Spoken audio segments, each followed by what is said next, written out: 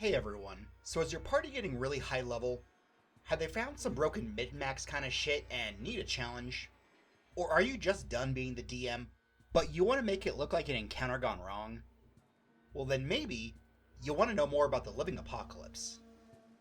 The Living Apocalypse can be found on page 80 of the Alien Archive 2, and one look at the stat page shows that it really earns its name, as it's less of a creature and more of a sentient force of nature. A living apocalypse is made when something terrible happens. For example, a planetary generator suffering a catastrophic meltdown could birth one. It can be the result of a Type 1 civilization going at it with their neighbor, either because they started throwing nukes at each other, Nuclear launch detected, or because one genius was like, hey, let's make giant non-intelligent but living radiation storms. I'm pretty sure we can control it and nothing bad will happen. Or a Cult of the Devourer member is really gunning for that Cultist of the Month plaque. 39 to beam up. Thank you. Maybe a Perprex is finally deciding to get good.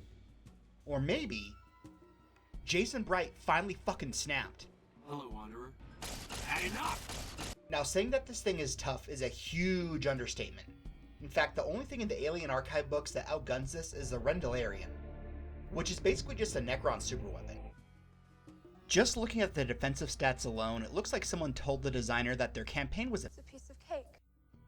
to which they replied, Well, let's see how you deal with this little slice.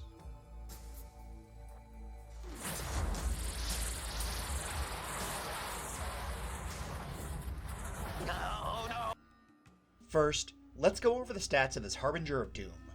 And then after that, we'll go over some of the ways that you can add a living apocalypse to your game. To avoid this part of the video just being me reading the stats aloud to you, I'm going to go over what jumps out to me, but feel free to pause this and read what's on the screen or follow along on page 80 of the Alien Archive 2. The Living Apocalypse has 405 HP, an EAC and KAC of 34 and 35 respectively, which for people who haven't gotten into a high-level game may seem like a lot, but when you consider that at level 20 a soldier gets a flat base attack bonus of 20 and a mystic gets a base of plus 15, and that's before you add in ability scores, gadgets, feats, and other miscellaneous abilities, that means you only have to roll decently well to hit it. However, it has a DR of 20 unless you're using adamantine weapons. So if you aren't using adamantine weapons, you need to roll really good damage, otherwise you're just going to be tickling it. And I would like to take this time to remind you that each adamantine round costs 50 more credits per round. Like, I guess you could get a melee weapon coated with adamantine, but for reasons we'll go over in a minute, you may not want to do that. It has a spell resistance of 31, but since you only need to roll an 11 if you're fighting it at level, it isn't that bad. What is bad though is what it's immune to, and boy howdy, is it immune to a lot of stuff. It is immune to cold, electricity, fire, radiation, obviously, and it has ooze immunities. And for those not in the know, it means that they are immune to critical hits, paralysis, poison, polymorph, sleep, stunning, gaze abilities, illusions, visual effects, other attacks that rely on sight, and it can't be flanked. It's also mindless, which means that it's so dumb, it's immune to mind-affecting effects. Just like your mom. So maybe 50 credits per adamantine bullet isn't so bad.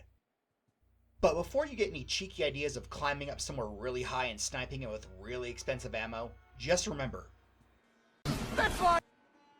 So luckily, the Living Apocalypse only has one attack. However, it is called the Apocalypse Beam. Not only is it accurate and deals a good chunk of damage, it also causes something fun called radioactive exposure, which makes it so any radiation that the target is exposed to is treated as one level higher. And spoilers, most of this thing's abilities revolve around radiation. To learn more about radiation, check out our video on... Speaking of radiation, just being 20 feet away from a living apocalypse exposes you to high levels of radiation. Around 40 feet away, you get exposed to medium levels of radiation. And being 60 feet away exposes you to low levels of radiation. Which isn't really an issue because basically all armor is able to protect you from it, but it's still something to keep in mind. Eventually, this radiation can soak into the land itself. For example, if it stays in the same 1 square mile area for 24 hours, it gets a low level of background radiation. After 24 more hours, it becomes medium levels. And after 1 week, that jumps to high levels. And the only way it goes away is if it leaves that area for the same amount of time that it was there. Which may not sound like a lot, but for a mindless, ageless creature, if it just chills somewhere for a while, it's going to be a problem. But if you're smart, it can also be profitable. We'll talk about that later. Surprisingly, even though it is a mindless creature, it still somehow has the ability to use The whammy. And by The scientific nature of the whammy. I mean that it can cast spells, like Disintegration, Sympathetic Vibration, Gravitational Singularity, Teleport. So besides all of those wild combat abilities, it also has the ability to pick up and transmit signals as though it had a system-wide comms unit. And even though it does not understand or speak any languages, it somehow has an innate understanding of broadcasts, and is instinctually able to make something that is usually mistaken as an emergency broadcast that lures its prey in. So not only does it have enough AC, HP, immunities, and special abilities to basically be a DM setting up for a TPK, it does skinwalker shit. So finally, I want to talk about ways that you could add a living apocalypse to your game. The first and most obvious way would be as a final challenge for a high-level party. Maybe there is a I've had word from a settlement asking for help. There's still hope in there are Minutemen out there somewhere. and is under threat from a living apocalypse and needs your help.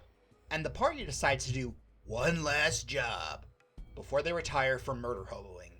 Maybe a Perprex that the party defeated a while ago is back for revenge and has been training at the local abandoned nuclear power plant.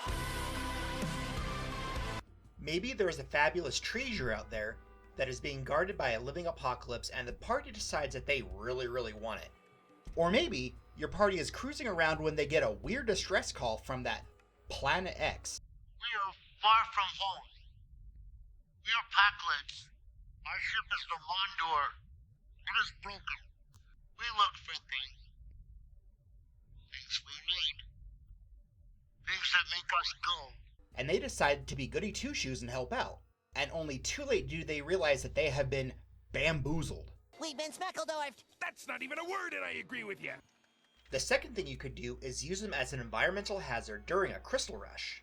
But before you flood the comment section asking what a crystal rush is, I'll explain it. Actually, go ahead and do that anyways. It helps with engagement. Well, did you know that the area that a living apocalypse irradiates can cause crazy crystals to grow in the ground? And that these crystals are extremely valuable to Solarians. So maybe the party is being contracted by a group of Solarians to get these crystals.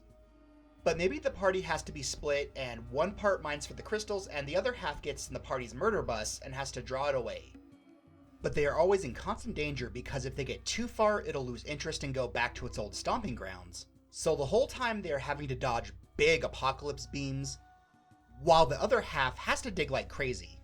You could also have a fun complication where one of the big corporations is also there, and the mining crew has to deal with that company's miners because they say that they have a previous claim to these crystals, and that you either have to persuade them to leave, or that there are enough crystals for both of you, or that you need to engage in aggressive negotiations. And when I got to them, we went into aggressive negotiations. Thank you. Aggressive negotiations, what's that? Well, negotiations with a lightsaber. A third thing you could do is use them as a way to keep the plot moving forward as a kind of ticking clock plot hook. For example, maybe you're only really planning on having the party get up to around level 10 and the campaign is about stopping that Cult of the Devourer group that I alluded to earlier. Therefore, having the living apocalypse show up would basically be a game over. So every time it looks like the party is going to spend most of that session messing around with the random NPC you made up that one time. My name's Sad Pete, and I guess everyone loves me because I have a funny voice and I give out explosives from time to time. You could just remind them that the cult probably isn't taking any breaks. It's up to you if you want there to be a real ticking clock like in Fallout 1,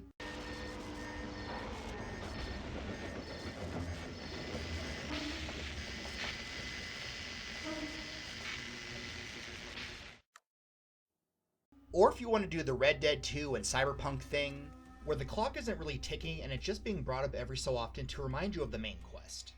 Damn, Chum, it looks like this relic is gonna kill me in a couple weeks. Well, damn, partner, it looks like this here tuberculosis is gonna kill me in around 2 weeks. I guess that means I only have enough time to do...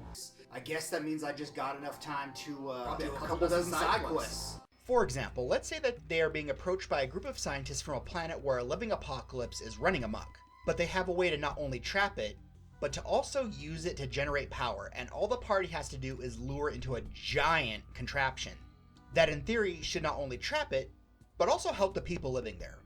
Also, I can't take credit for that last one, as it was made by one of the Discord rascals, Rick Zarkoon. Well everyone, that's going to wrap up this episode. In the comments down below, tell me how you would use a living apocalypse in your game. If you liked this video, please give it a like. It not only helps my ego, but also helps the video get noticed. And subscribe to see more videos whenever they come out. Hey you rascal, thank you for watching till the end. If you haven't already, click here to subscribe, click here to watch one of our newer videos, and click here to see something random.